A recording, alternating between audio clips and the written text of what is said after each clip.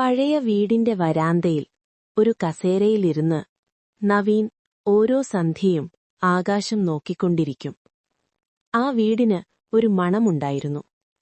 മഴ നനഞ്ഞ മണ്ണിന്റെ മണവും പഴയ ഓർമ്മകളുടെ ഭാരവും.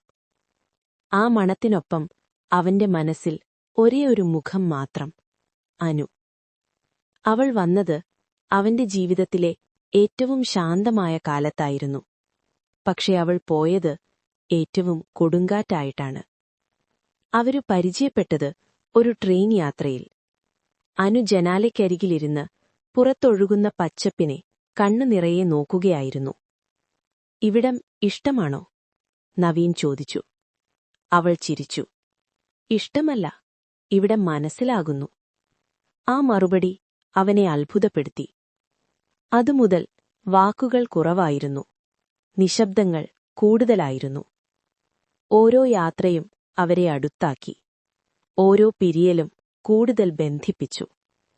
ഒരു മഴയുള്ള സന്ധ്യയിൽ നവീൻ ചോദിച്ചു, നമ്മളിതിനെ പ്രണയമെന്നു വിളിക്കാമോ? അനു കുറച്ചുനേരം മൗനം പാലിച്ചു. പിന്നീട് പറഞ്ഞു, പേരുകൾ വേണ്ട, ഇത് ഉള്ളിലുണ്ടെങ്കിൽ മതി.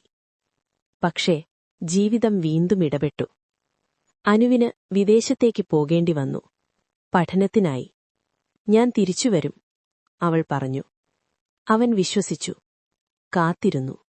ദിവസങ്ങൾ മാസങ്ങളായി, മാസങ്ങൾ വർഷങ്ങളായി.